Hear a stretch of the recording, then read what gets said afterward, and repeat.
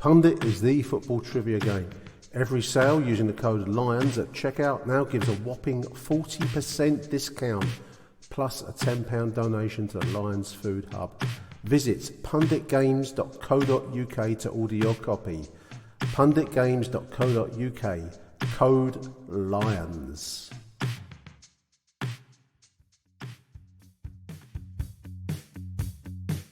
Hi, I'm Gary Rowett and you're listening to the world famous Achtung Millwall.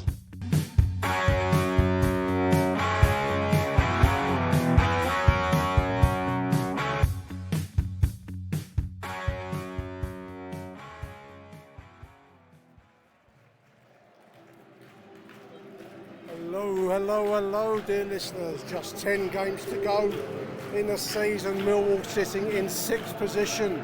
Our fate rests in our hands. What can possibly go wrong? Swansea, maybe. I can suppose they could go wrong. Welcome to Achtung Millwall, dear listeners. My name is Nick Hart. You're listening, of course, to the #1 Millwall podcast. You join us as the two teams are coming out onto the pitch. Swansea, tonight's visitors, wearing a strange orange and blue get-up. Lions, of course, in their familiar dark blue and white. As I've just said, the Lions' fate rests in our own hands after that fantastic win at Reading. Norwich losing, of course, last Saturday, puts us back into 6th spot. Our last 5, drawn 1, drawn 2, lost 1, won 2. Swansea, tonight's visitors, listeners, have lost 4 of their last 5 games, so the form favours us.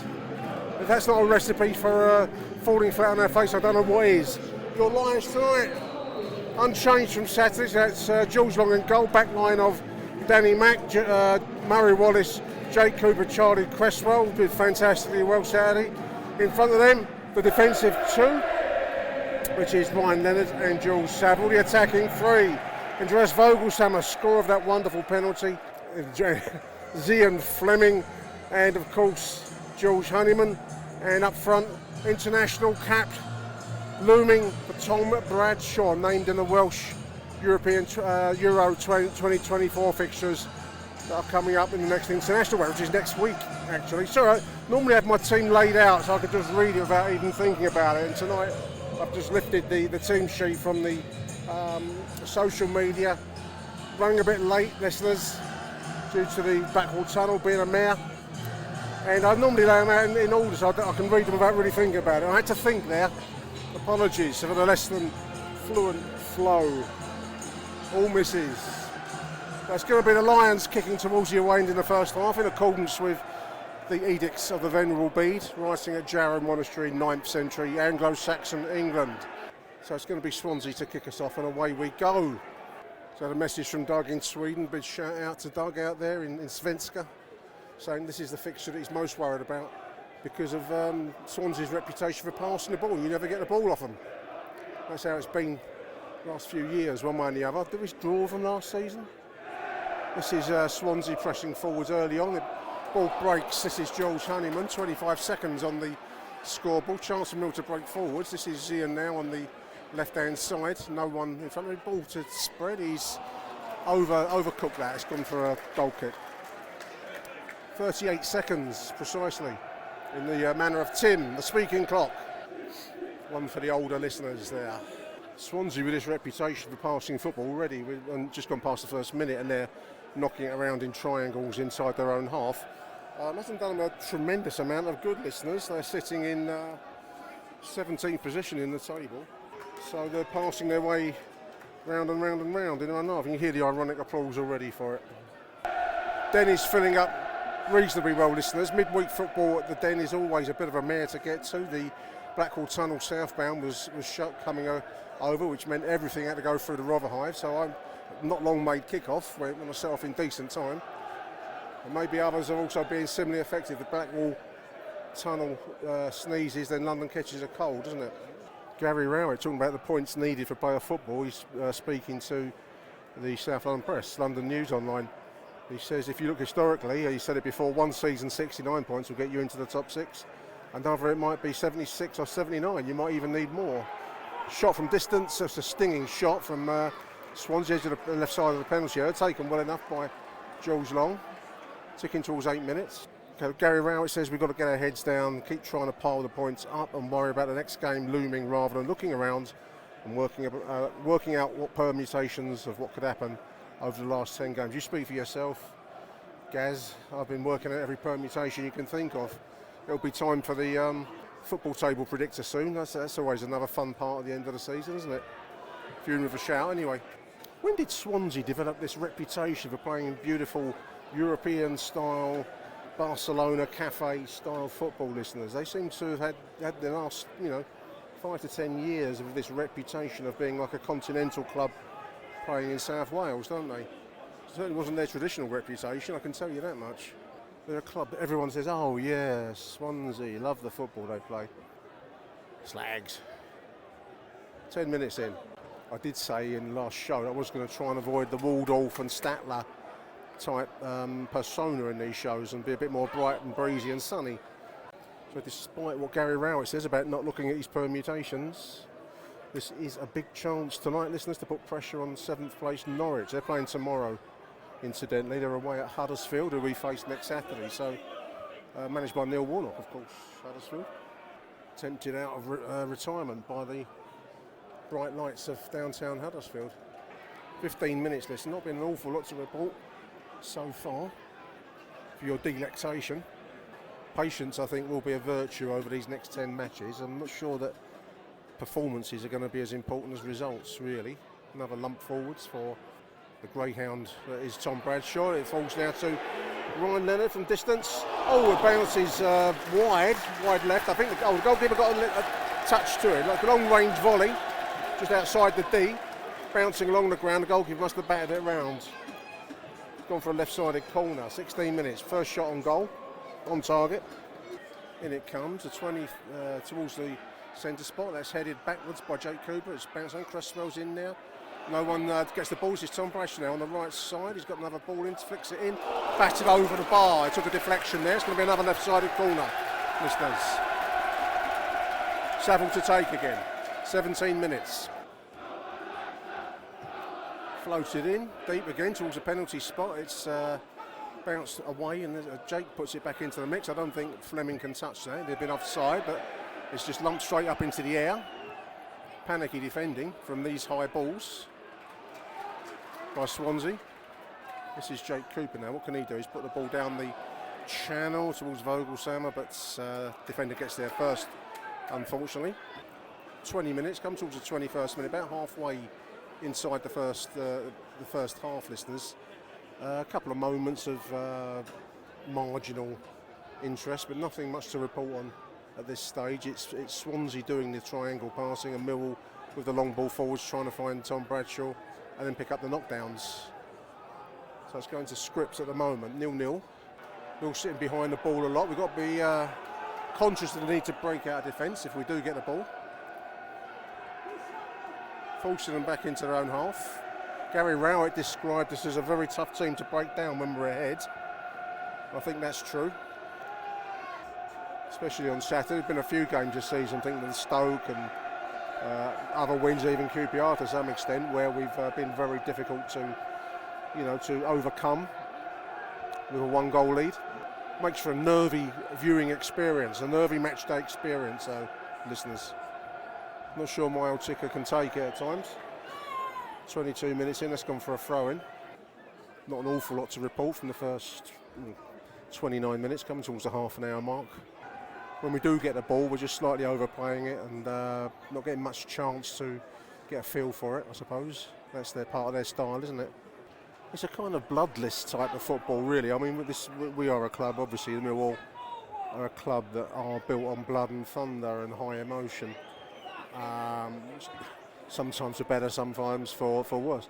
But the Swansea style is to keep passing, and it kind of drains the blood out of you almost. It's a bit like in The Alien, where there's people being kept in stasis, isn't there, for food for the alien. You're neither dead nor alive, that kind of situation. I think you know what I mean, listeners. Just reading about Gary Rowett praising Charlie Cresswell, his performance up there at Reading on Saturday. You will have seen the YouTube clips, listeners, so I won't go on about Andy Carroll bashing him initially and then getting bashed in turn twice over. This is now Zian Fleming on the left side of the penalty. He's got the boys, just couldn't get a touch on it. George Honeyman now on the left side. Vogelshammer. 34 minutes. Ball into the middle. Danny Mack gets it on the far side. What can he do? He might have had a shot there. It's just a tight angle. He's tried to pass it backwards, but he still can retain possession on the right side. A little moment there. I thought the shot was on. It's been given as a throw-in against us. There's a little moment there. I thought Danny, with a bit more ambition, might have had a go, but as it was, he opted to tuck it back inside, and that was the moment gone. Yeah, so it was the battles between Cresswell and Andy Curran, which he more than gave a good account of himself, listeners. It was described here by Gary Rowett as a good old-fashioned battle. It was more like a battle of elbows in faces. He says for a young player, he dealt with the experience fantastically well. Another great experience to add to his list. This is now Mill on the break. This is Vogelshammer. Honeyman getting clipped, and the goal went through there.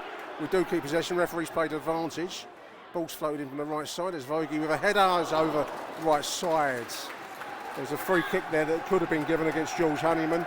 Fairly central free kick. Might have been the better option, but the referee opted to let play go on. In the end, it finished with a header, looping header, wide right, just 35 minutes, listeners. We're just starting to create a few opportunities the last few minutes by pressing high. You get moments in play where you've got 15-20 passes where they're just going backwards and forwards with each other. But it's 15-20 passes, a minute or two where you're not actually in possession of the ball yourself. It's been a frustrating half, in truth, to watch as a spectator. Very little in the way of fire and brimstone. Satanic worship, that kind of thing that we like. I think Leonard has taken a bash into Crown Jewels, listeners. His Majesty's sceptre and orb took a bit of a knock there. 42 minutes, going to be a left-sided free kick, Vogelshammer to take. Mrs. Leonard will have to be very gentle tonight with him, if he's got any energy left after this. Floated in. Poor cross, straight to the goalkeeper, no one there. We've not really shown enough in this half, listeners, to say the least. We've given, as is their want, Swansea the ball, a huge amount. And when we have had the ball, we've been wasteful with it. I don't think Gary will be very happy with what he's seen at half-time. He may well give them a good, solid rollicking. This is Swansea coming down our right side, the 6 now. Back inside, the 18. Ball deep. Long bats it away. The resulting volley was put wide. We dodged the bullet there, listeners. We dodged the bullet, but Long batted it away like a bit of a patsy there, and it fell to the Swansea, I don't know what he is, midfielder, striker, who took it on the volley. He had time and put it wide left when really the goal was gaping for him. Dodged the bullet. We'll break now. This is Ryan Leonard on the right hand side. Danny Mack, George Honeyman, sorry, ball into the middle. It's full, beats everybody. This is Vogelshammer, gets the volley away, takes a deflection. Nice technique there. Gone for a corner, right-sided corner. So this will be last gasp of a fairly mundane half of football. In it comes. It's deep, headed down by Jake Cook, bouncing around. There's Zian Fleming. Oh, but well, just as Zian was going to lash in from close. Left-sided corner again. Ball bouncing around there. It just got away from him at the last. Jill Savage to take now again. Second corner in succession. In it comes. It's towards the penalty spot. We're going deep. That's a header from Cresswell. Cresswell. Headed wide. There it is. Millwall 0, Swansea 0. Not the most exhilarating game, listeners, in all honesty. Bizarrely as it stands, that's not a bad result for us. Second half, we need to maybe try and press forwards more. Certainly win the ball more in midfield. We've given them too much time with it to knock it around. Need to get into their faces a little bit in the second half. Anyway, there we are. Half time, 0-0. Achtung, Millwall. Well, the general consensus around the internet, listeners, is very similar to my assessment.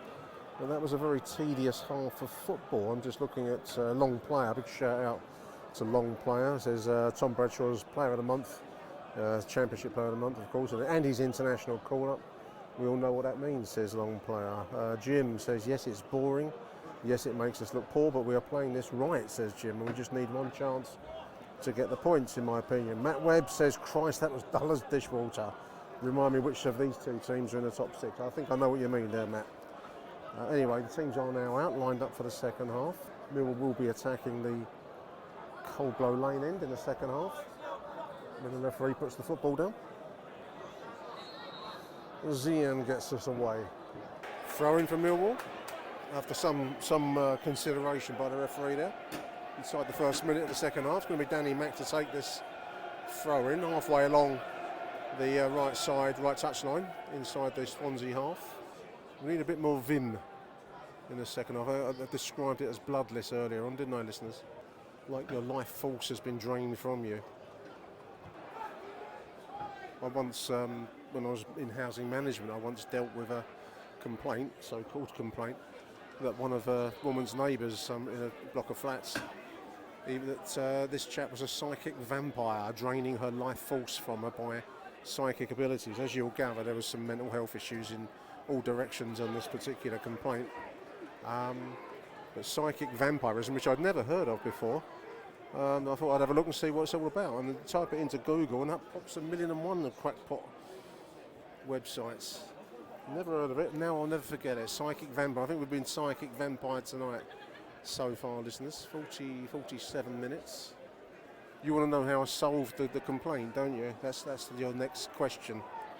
I'm sure it is on your mind. All the way back to the goalkeeper. Ball loose. It falls to Ian Fleming just on the edge of the D. There's a poor pass there. He spreads it wide right, and that's his vocal summer now. 47 minutes. That's cross into the first defender. It's going to go for a throw in. There's a little moment there where Zian had, unfortunately, surrounded by orange shirts. I did an email back to her saying the complaint fell somewhat outside the terms of the tenancy agreement. It would be, if it were felt to be true, it would be on the abilities of a landlord to prove sufficient in a court of law. That's how I solved it. Long throw in from Ryan, bouncing around inside the box. There it is, slammed home by Charlie Cresswell. The ball fell to feet, loads and loads of bodies in the way. Falls to Cresswell, who basically side foots it home, listeners, into the bottom right corner. 1-0 Millwall, 48 minutes. More than a touch of luck there to be put away. Of course, it fell from the right-sided throw-in. Fell onto the feet of Charlie Cresswell.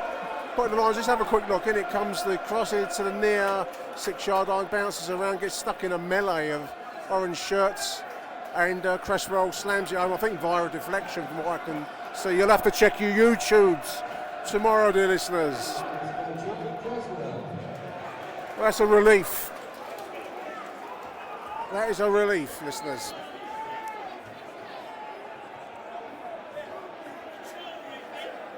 That should put some more step in the spring-heeled jack in the Millwall side. I was trying to think of a good analogy there. I know what I could go with spring-heeled jack. The Bermondsey monster could leap tall buildings at a single bound. Danny Mack puts the heat on one of the Swansea players. It's going to be a free kick, left side. 49 minutes. Just inside the Mill half. Yellow card for Danny. Clipped his man now, who gets up as soon as the yellow card is shown, to the ire of the Millwall crowd, as you can imagine. We are what we are, says Gary Rowett, talking about our defensively strong, resilient performances of the season. There are lots of things we can improve on, he says, but we are a very, very difficult side to break down. And keeping composure is key, says Gary. We are what we are. I used to work with a guy, a manager, who would say after every meeting practically, no matter what the problem, it is what it is. And he would say it in the style like Wittgenstein might have announced one of his philosophical proposals, the same kind of weight. It is what it is, and we are what we are. And they always look around the table as though seeking approval for this philosophical masterpiece. 52 minutes, listeners. Ball breaks. Bradshaw finding Fleming on the left side. He's got a Honeyman on the inside. What can he do? Spreads it. It's his Vogelshammer shot on target. Gone through the goalkeeper. 2-0 Millwall. Vogelshammer! Side foot shot. No power. It was on target. The goalkeeper let it go straight through him. It's 2-0 Millwall. That should be game, set and match, dear listeners. Vogelsammer. Nice to see him back in the scoring ranks. Let's have a look, see what we can see. It's a break on the left there by Zian Fleming. Ball across to Jules Holman. I thought he got away from him.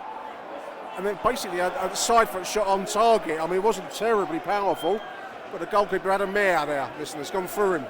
Jordan Archer styling. Rain tumbling down there. Maybe that's made the ball skiddy, I don't know. 2-0 Lions, that's all that matters. 55 minutes in. Well, we asked for a bit of excitement.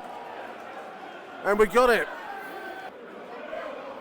This is Swansea now, pressing down our right side.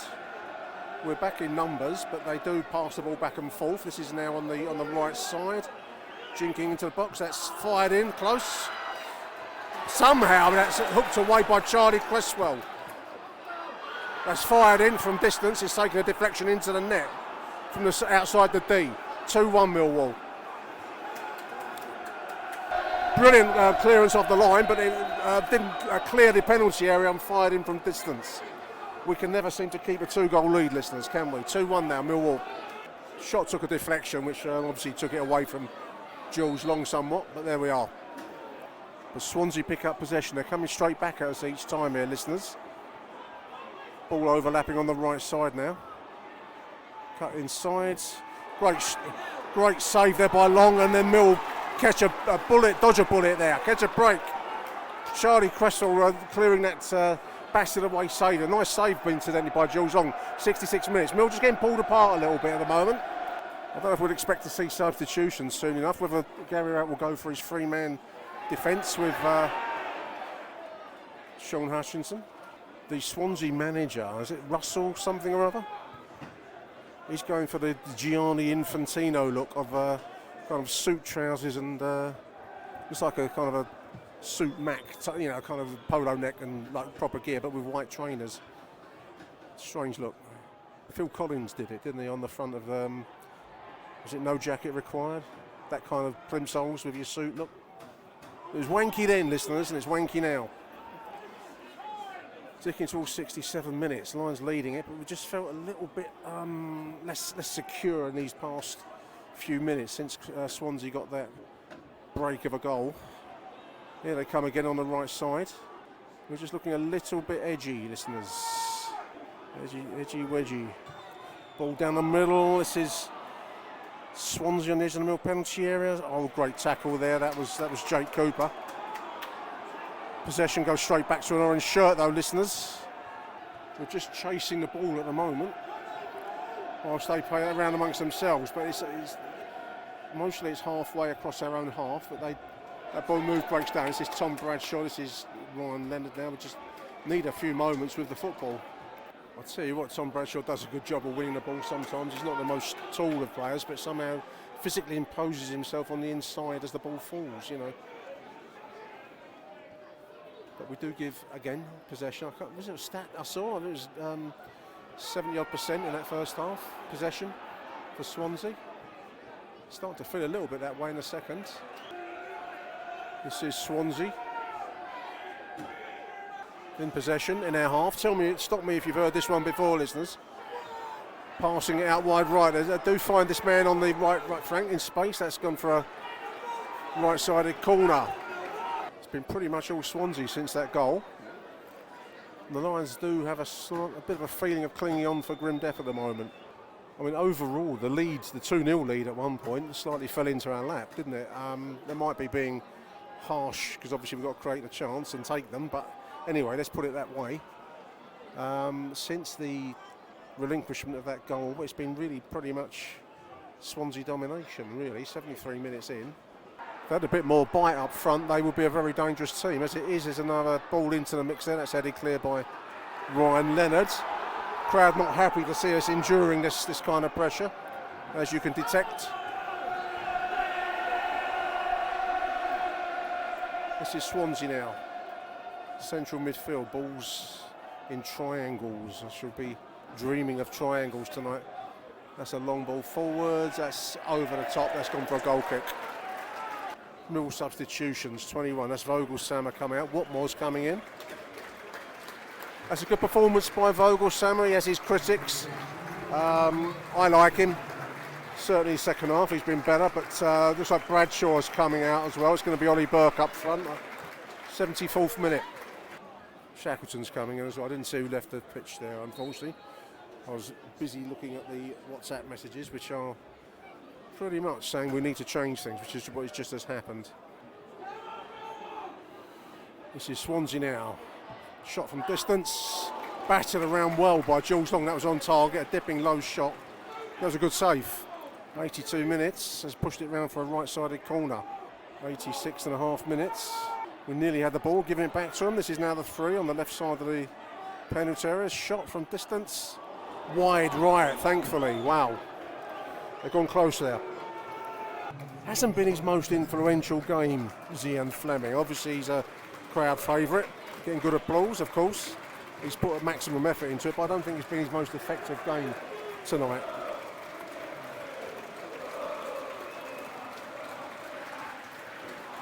So it looks like it's going to be the old 3-man defence now, 3-man central defence. Swansea coming down our left. 88 minutes on the stadium clock. There'll be some minutes tacked on the end of the game.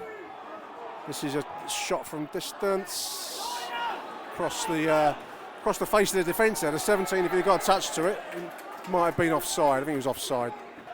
This is the 3 from distance. Headed clear, diving header cleared by Murray Wallace. Little chance now. Oof. Fantastic work by Murray Wallace. The ball keeps going back to an orange shirt, listeners. Doing my head in. Here they come there on the left side. Shot from distance. That'll do us wide left. I think it's been a tired performance, really, in truth, by Millwall tonight, and they're entitled to be tired, dear listeners, with the programme and the pressure of the situation. There should be what more to bring away. Bit of pace going down the left. What can he do? Just unfortunately dispossessed as he's crossed into the Swansea half. Not much time to go. Last minute of added time. Ball on the right side, ball into the box. That's headed clear by Jake Cooper. Should be Jules Honeyman. Honeyman draws the foul. It's going to be a yellow card as Burke was surging through. But that does kill the clock rather. That should be enough for us. We've played almost 7 minutes of added time. Jules Long falls on the ball. There's the final whistle. A great win. Poor performance for me, but a great result, listeners. Really, really valuable performance. As tough a watch, I suppose, as you're going to have from a game of football in that it's Swansea all night. But to get that 2-0 lead and go back 2-1, made into the frisson of the evening, so to speak. But that was a magnificent result for Millwall. Let's have a quick look at the league table. Whilst status quo, pound it out. 60 points now. We're now 5 points clear of Norwich in 7th position. They play tomorrow night against Huddersfield. Magnificent result. Well done, Millwall. My man of the match tonight, Ryan Leonard. Done well. Loads of effort. There we are. Millwall 2, Swansea City 1.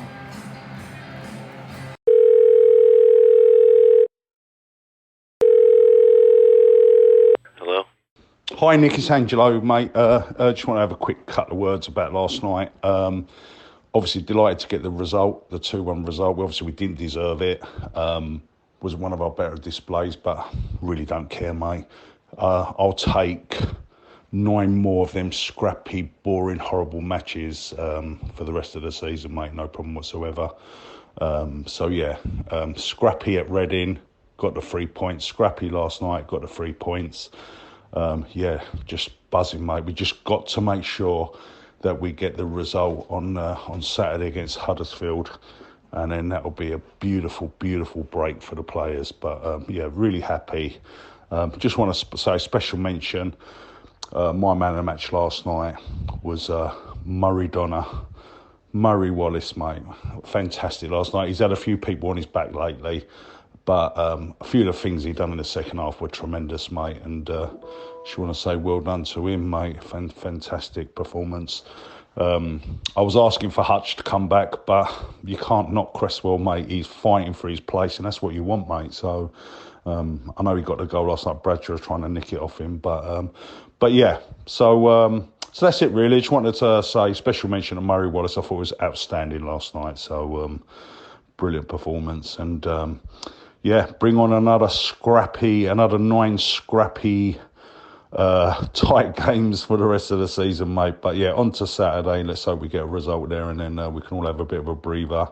But yeah, great 3 points. Come on, you Lions. Nick, Matt Richards here. Bloody hell, imagine being a Swansea fan, tonight. 76% possession, 19 shots, 10 on target, and end up losing 2-1 to Millwall. Bloody hell. I mean, that was, I don't know, it was a tough game. What a great result, but battling performance, all the cliches you want to kind of roll out, really. But, how did we hang on to that?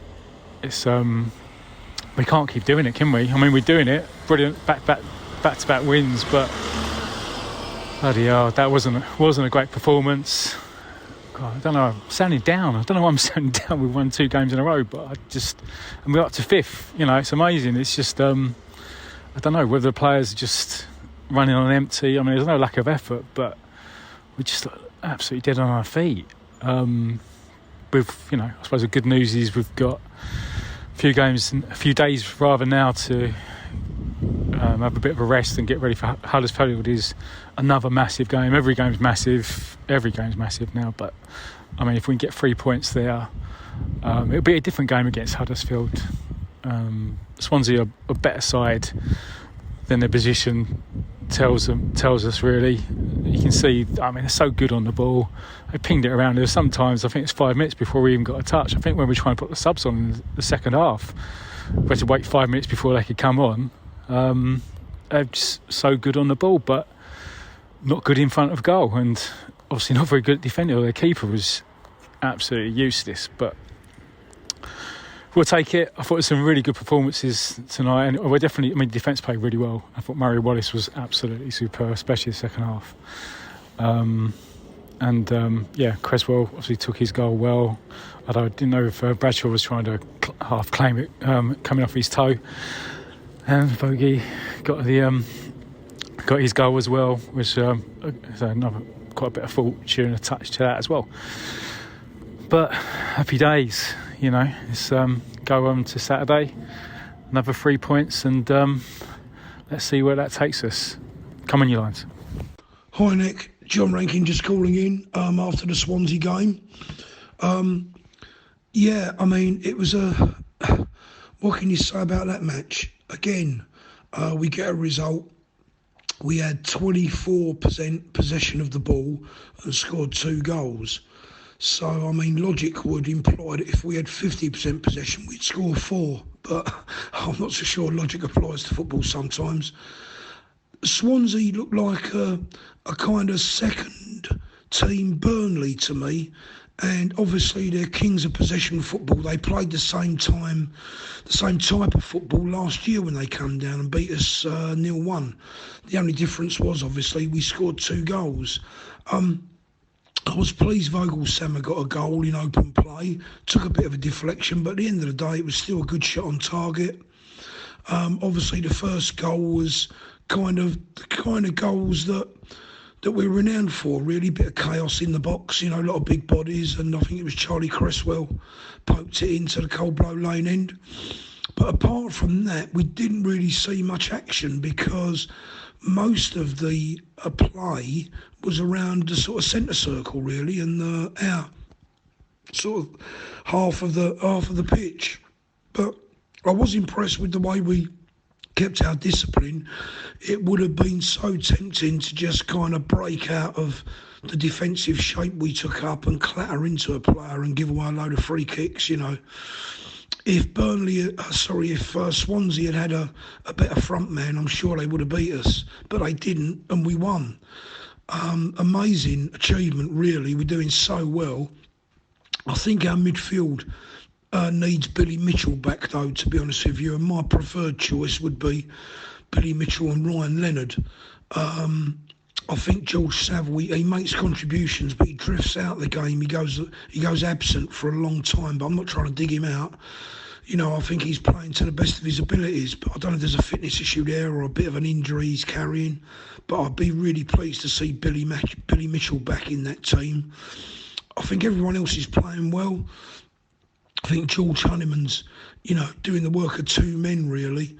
And it was interesting to see the way that Gary Rowett changed the formation and changed the shape of the team to cope with what Swansea were trying to do. So all in all, you can't really argue with it. I mean, it was a game we had to tough out. The stats are absolutely shocking. I mean, you know, they had 76% possession, double the shots at goal that we had, something like 900 passes against our 300. It was absolutely crazy, really. But, you know, we prevailed and it was a great effort. And there's a good atmosphere at the Den. It would have been easy for the crowd to sort of shown its displeasure.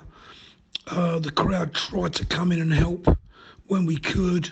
And all round, you know, it's the type of team that we find it difficult to play against.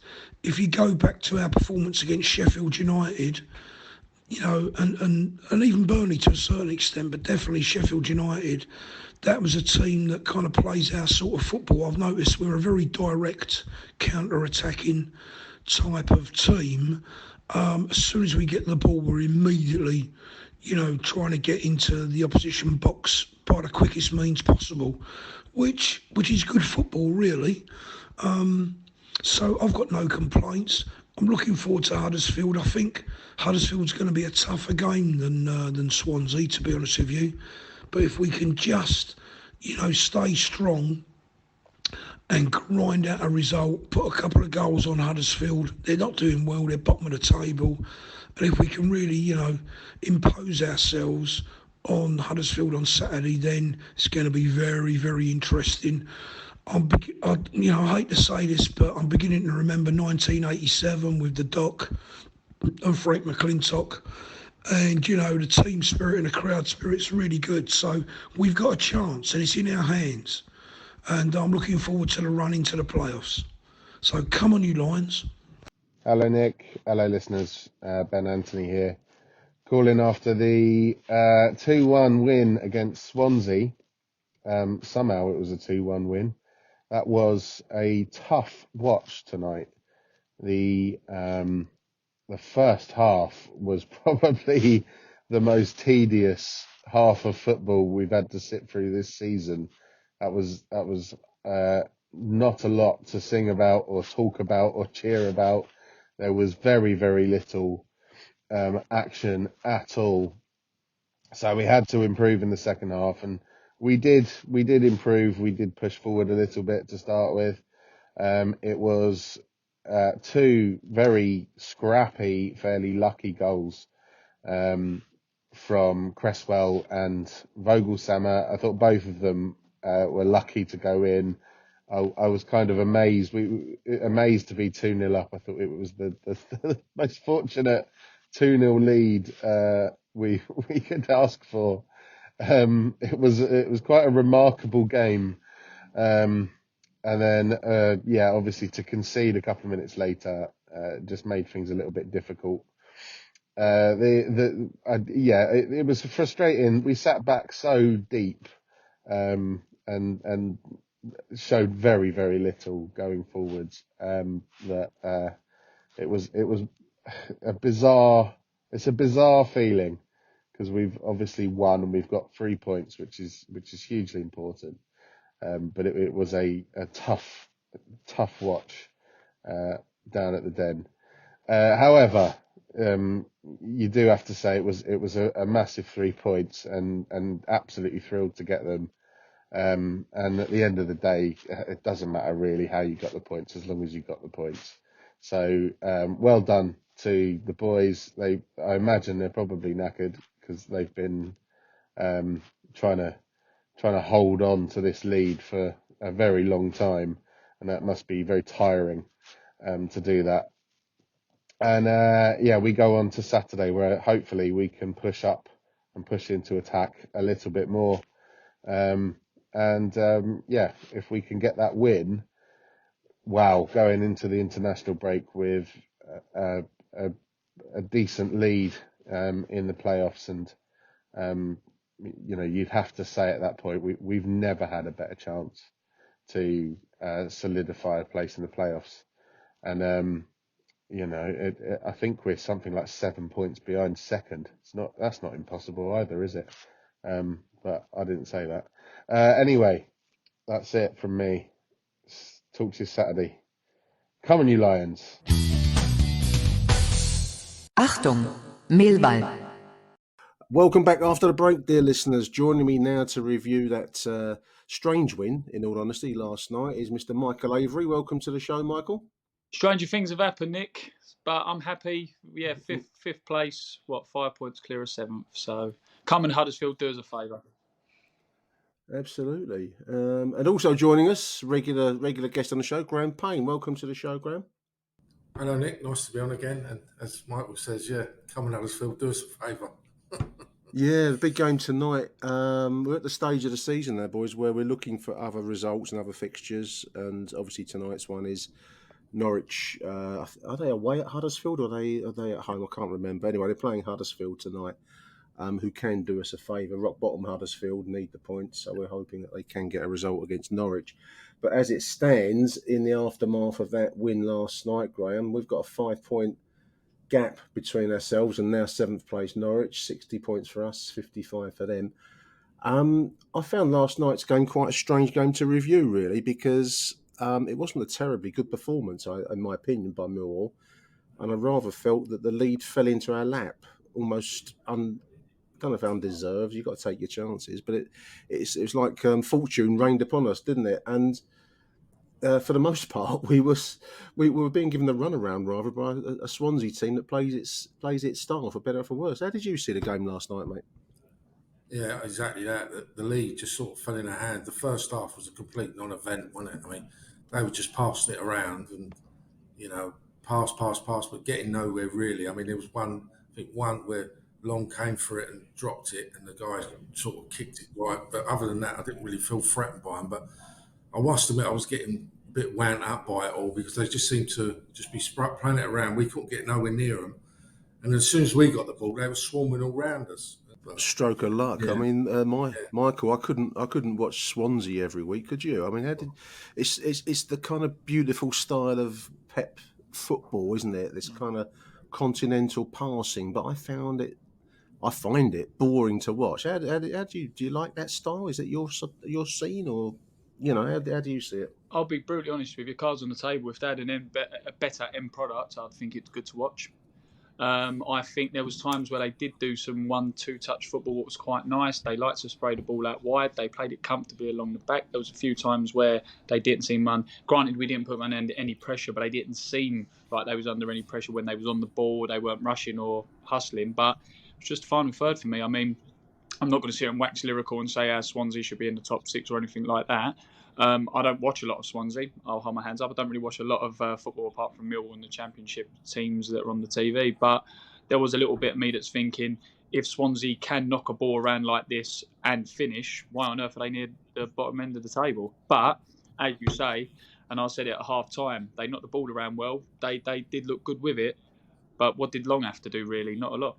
Not an awful lot. I mean, it was Graham. There's some remarkable statistics. At one point, I don't know if it finished with these stats, but it was 70 or 75% possession for Swansea, and I think we had about the 25ish or something in that ilk. It was a really lopsided possession statistic. I suppose it goes to prove that stats give you nothing. I mean, it's all about what you do with the ball and whether you put it in the net or not. That's the fundamental statistic that counts. But to have 70% of the ball and not really look that dangerous. They came on us a bit in the second half, mate, didn't they? They looked actually livened up when they went 2-0 down. That seemed to be the spark that got them going. They looked better after that. They got forward more, looked in better, more dangerous positions. Yeah, I mean, I think when they got that goal back, which was quite full, it hit the guy and went in, that seemed to really get them going, and they seemed to really get attackers more down the left side, I would say. And there was one incident where the guy cut in and Long pulled off a good save. But yeah, I think Rowett even said that if you look at the stats, they've got the most passes in the league. But when you're looking in their position, as Michael said, they've got no real threat up front. They're in the bottom half of the table. 17th. Pity the league table from their point of view. Pity the league table don't favour possession over actual points won, Michael, don't it? Because they'd be champions rather than looking at. Well, they're lucky this season. I think there are three teams that look like they're destined for relegation. Although I did see that Blackpool put 6 past QPR last night. And there's a very I'm totally off on a tangent here now, listeners, but there's a strange video doing the rounds of Gareth Ainsworth at like a team building thing. I don't know if you've seen this, Graham. I know Michael's seen it. No. It's shot in the QPR team room, and it's. When Michael, David Brent would probably blush at this stunt he's pulled. He's how can we describe it? He's brought in like a South Sea Island tribal shaman. Yeah, it's like a traditional hacker. You would imagine, but it's the only way you can describe it for those who ain't seen it is if those who watch The Office, if everyone can remember the episode where he does the motivational speech and he ends up high-fiving Simply the Best, yeah, and then mix that with David Brent's dance number. That's pretty much what it is a combination of, and then you've got Ainsworth at the front of the room like Gareth. They're literally Gareth from the Office. Stood there thinking it's a great idea, but it was a shocker. But going back to it with Swansea, to a degree, it reminded me of that game you said about the stats. It reminded me of the game a few years ago. You know when we played Fulham at Craven Cottage, and they absolutely took us to the cleaners, and they had the record stat for the most amount of passes. And I think when you broke it down, it was something like 1,000 passes or something stupid like that, but like 200 were between the two centre halves. You know, so they didn't really do anything. And going back to it, if I saw a tweet from I think it was like Vital Swansea on Twitter this morning, where they was actually saying with Swansea very basically how the game went. They were like, first half we was in the game, and as we always do, we always concede early after half time. So you sort of think, well, if it's that obvious that even sort of online blogs and Twitter fans are noticing it, why is the issue for Swansea not being addressed? But let's be honest with you, we don't care about Swansea's plight. I don't care where they finish. It's where we're doing at the moment. One thing I did think, or not one thing, but one of the things I thought yesterday was our urgency to get the ball or close the ball down was just non-existent. There was a few times where Swansea misplaced a pass or sort of like miscontrolled it or overhit a touch, and they had time to recover from it a number of times. And I think there was 2 or 3 times on the edge of the area as well when they did that. And all you got to think is, you know, if it does happen, we don't want to say the P words going, but if it does happen, we will be absolutely torn a new one if we play like that. I'm just hoping, I don't know if I'm just being a bit too nice to Millwall. I'm just hoping that it's just February has taken the wind out of our sails and knackered us all a bit, and we just need to go into this international break and have a bit of a break, personally. But I could be wrong. Well, I think that's true. I mean, everything you've just said, I can't disagree with. I mean, Graham, I think we've had a very hectic period of football, high pressure football. Relentless. I mean, obviously we had a week off last week, but the midweek game on the back of that fixture at Reading on Saturday, and now we've got Huddersfield again. I know this is the name of the game, and it's the same for everybody, but it must take it out of a squad that's injury hit, and I think, as Michael just said, massive if we were to get ourselves into the next level, into the top flight, it's a different level. I mean, these are not Premier League players for the most part. I think I'm being unkind in saying that. Maybe only Zian, who I think he would have to raise his game somewhat at the top level. So, other than that, you look around our side and they're actually going beyond their maximum at the moment, Graham. Don't you agree? I think they're going, 110%, so to speak, rather than 100% at the minute. I totally agree, and it stood out to me last night when I picked it. George Saville, he did look shattered to me, and I think they should have made that change a bit earlier. Where Leonard, you can see he's been off for a long while. He's come back in, and he's been to me like a bit of a breath of fresh air, Leonard, because he's come back and he's fitted in well. But Saville, and I'm a bit. I know it's good for Tom Bradshaw that he's got the call up for Wales, but I think he could have done with that 2-week break. And now he's gone away with Wales, and no break for Yeah. him. And I think Well, he looked Saville's an international. He's a Northern Irish as well. Yeah, international. Northern Ireland, isn't it? Yeah. So I think Tom Bradshaw looked a bit leggy last night and all. But as you say, it has been a very, very hectic February. And, these 2 weeks is going to be, Yeah, no, it's a massive 2 weeks. I mean, what is it now? It's 9 games to go, Michael. Let's keep our fingers crossed. We're recording this during the day ahead of the Norwich game tonight. Let's hope they fail to win at least tonight. But to have some clear blue water between us and the non-playoff spots is a massive achievement. It's going to drain the squad, isn't it? I mean, it's whether we like it or not. This is the business end of the season. It's really all about the results now, as per Saturday, as per last night. Really, it doesn't matter about the performance. Yeah, it's what the bottom line finishes at.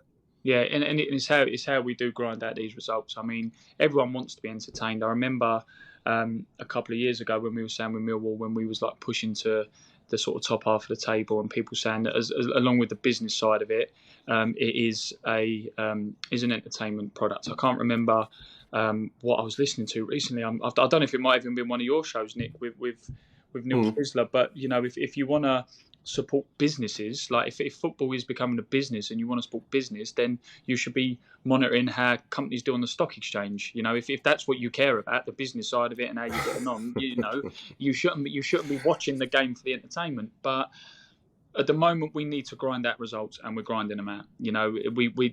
I think if you looked in January, the schedule of February, let's be honest, in hindsight, we never thought we would get over the results that we got, especially Burnley and Sheffield United, one after another. And again, yes, we lost to Norwich, but there's some tough teams in there who we've beat. The one thing that gets this, I know Millwall's always historically, especially over the last few years, been a little bit of a one-man team. There was reliance on Jed Wallace, and this year there seems to be that Zian Fleming is our spark. But what does concern me is when he is off of his form a little bit, it does seem to really affect the whole side. Virgil-Sama is not the same player when Fleming isn't playing well. I thought he didn't have a particularly good game last night. I think one of his dead balls that he hit, that he curled in and literally bounced on the penalty spot and went out for a goal kick, you think that's inexcusable for a top 6 championship team to not be threatening at dead balls in the opponent's half. I know he gets a little bit of a bad rap, Virgil-Sama, from some areas of the fan base, and I try and stay slightly neutral with it, but he's a player who needs to be more consistent if we're going to go up. I'm liking how Creswell's playing, though, to be fair. I think he seems to really have embodied what it means to be at this club. I think his is a little bit more difficult than Shackleton's, because I think Creswell has to go back to Leeds at the end of the season, doesn't he? Where Shackleton has got the option to sign. I think we have an option to buy, don't we, with Shacks? Yeah, with Shackleton. I nearly called him Cressy. I nearly fell into the nickname Twilight Zone there. Cressy's got to go back, I think. I suppose a lot depends on the outcome of the season. I think the rave reviews that he's getting at Millwall now, Graham, I think Leeds will want him back. They're not exactly a defensive powerhouse, so I would think if they've got this England under 21 level talent who's performed well in the Championship as he is, you'd want him back. It'd take a big deal to get him away from them. I think the thing is as well, Nick. Sorry to cut you off, Nick, but I think if Leeds go down as well, Creswell will stay. That's what I was just going to say. Yeah. There's that side of it. Yeah. There's not space for Leeds, Everton, and West Ham because there's other teams in the mix there. But it'd be nice to get them all relegated. But I think West Ham have probably got enough to get away from it. We'll see. As far as the Vogel-Sama question, where do you stand with Vogel-Sama, Graham? He does seem to divide people, and I think it probably goes. For me, it goes back to the Premier League point that Michael's just made. He's clearly not that level of player. He's a good player if you're in the bottom half of the Championship and possibly lurking around the top half of League One. He's not the very creme de la creme, is he? He's not. Don't come into that category. No, I'm not. I know what Michael was saying, but I'm not his biggest fan. He doesn't do enough for me. I know it's all this.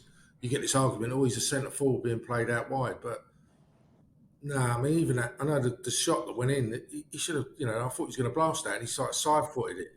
It was luck. He hit the goal kick, and it went in. It went through the goalkeeper like last night that Burke would have started, and or Watmore rather than Vogelsammer, because I do think we lack just a bit more. As Mark said, if Fleming's not on his game, the team suffers. And he was a bit anonymous last night. He seemed to drift out wide left in the second half. I don't know what that was all about. But I'm not his biggest fan, I must admit. But fair enough. Rowett obviously thinks he does the job. So, I think I was trying to think, because I mean I read the criticisms online, and I mean your point, Michael, about what he brings to the game. I think what he brings to the game, and just there's a good contrast with Oliver Burke, because when he came on, he's clearly a talented player. He clearly is, in terms of ability, pace, a level up from what we're used to, certainly. But he just lacks a certain spirit. And I think whatever you say about Vogelsammer, he is a Millwall player in the sense that he brings spirit and drive. Now, it might be misfocused, but it might not be. But Nick, so would I if I was in the side. So would I. So would Graham, but we wouldn't field us. Yeah. No, wouldn't start us anyway. But I think Gary Rowett puts value on that. I think it's that. I think that's where Vogie's being picked over probably someone like Burke, who I think is a talent, but he's just there for the money, isn't he? He just seems to be. There's that sense of his heart is not there, whereas I think Vogelsammer's is. Am I being over romantic thinking that, Michael? He definitely plays like he has a bit more about him, Vogelsammer, doesn't he? I think. Yeah. He probably feels he has more of a point to prove because he comes from abroad. And with Burke, I mean, I'm not having to go at him personally. I don't always like as a person, but where he's always been 6 months here and not settled here and not settled there, maybe that's probably why he gives off. He might not be like that, but he might give off the perception that he's not interested because he can't seem to get settled too well. But I have to say though, like with the Burke, bringing him on as a sub and Watmore and all that at the same time, I think. Obviously, the substitutions were right because of he waited until a little while to bring them on. I would have brought them on at half time, but I've got to say, I mean, I'm just going to have a quick look now. The one thing that concerned me is that when Bradshaw came off, and I know we was probably doing it tactically, but we didn't have a recognised striker on the pitch, did we? No, that's a problem. That is a problem. I made the joke. It was like when Scotland was playing Czech Republic and they played the 4-6-0.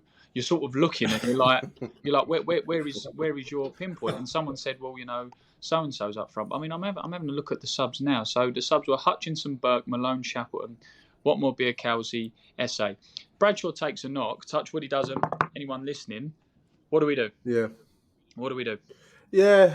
No, I mean, this is part of the stretch of the run-in, really, because the other part of the equation is that we've been so affected with injuries, and we're a small squad ground to start off with, aren't we? I mean, we're not exactly replete with numbers, and certainly quality.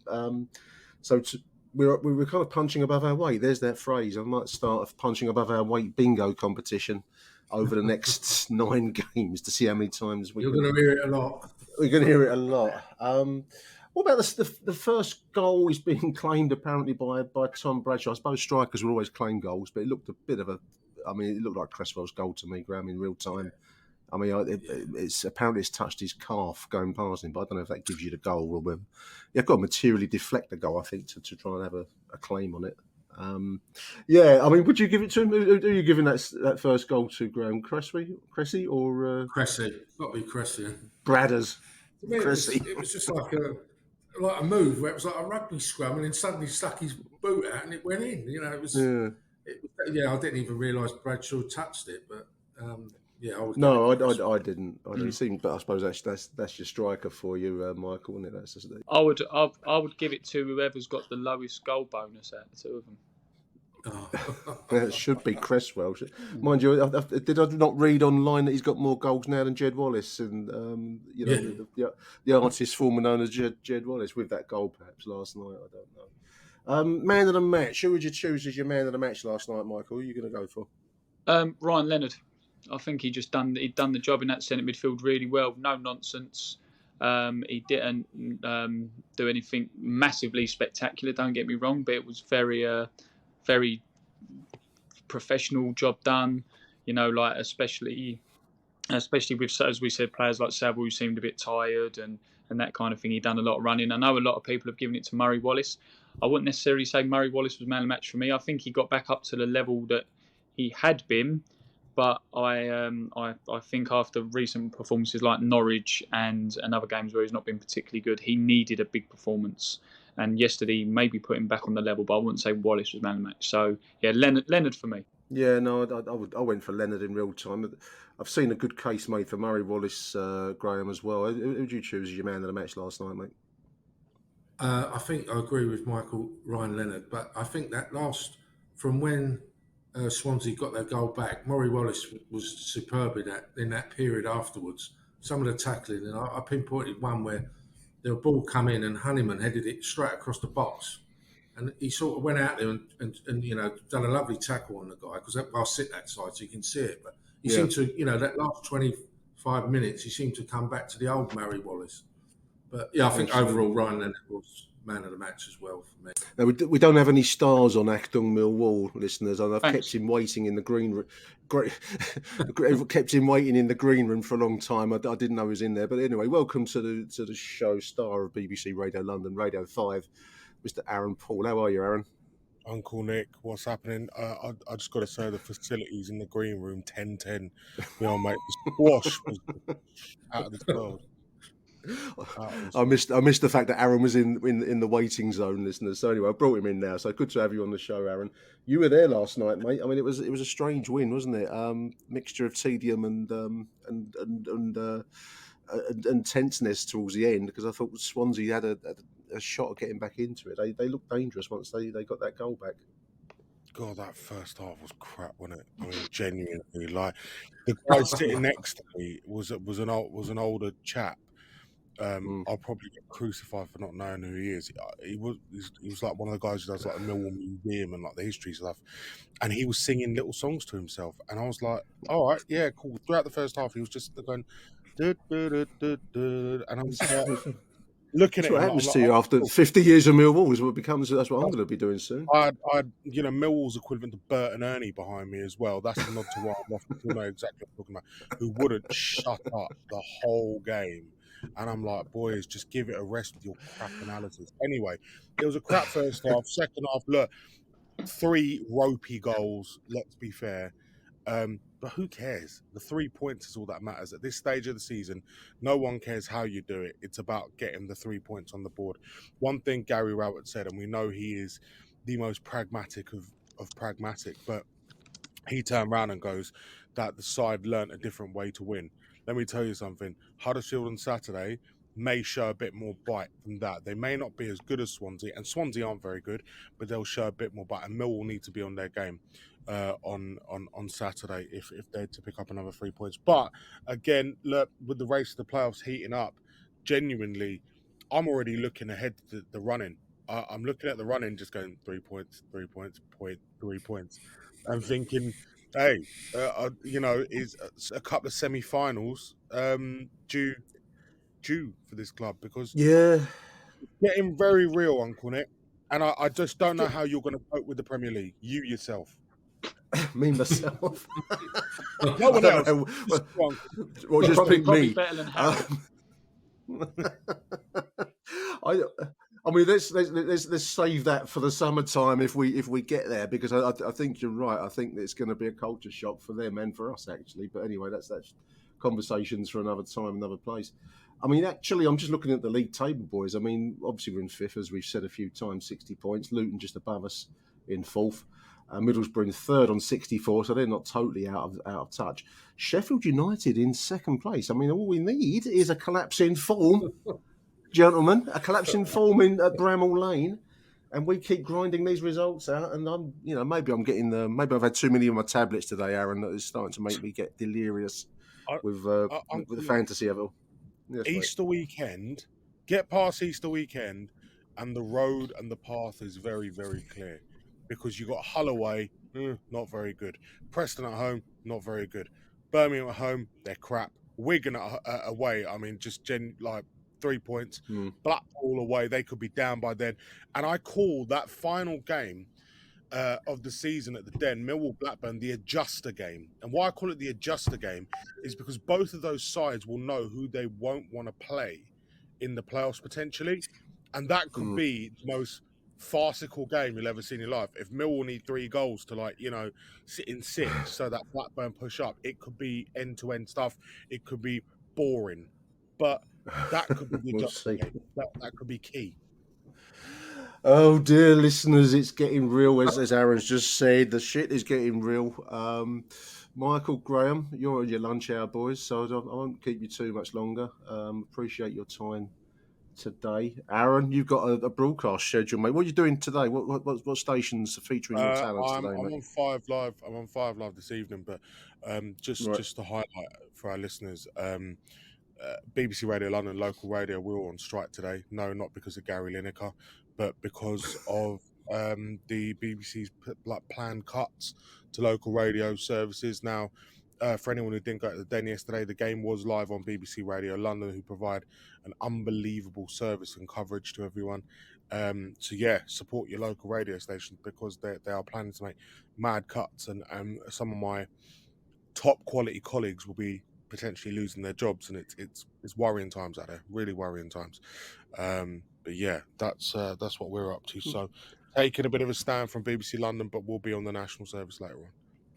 100%, mate. I think that the BBC, I know, you know, there'll be people out there in the world of the internet screaming at their speakers when I say this, but the BBC is one of our national institutions, a national treasure, and the local radio especially does a valuable job. And it's not just sport, Aaron, it's the local news coverage, you know, across the country. And I think that you lose these things at your peril. You know, when it's gone, it's gone. It don't come back. So, no, absolutely.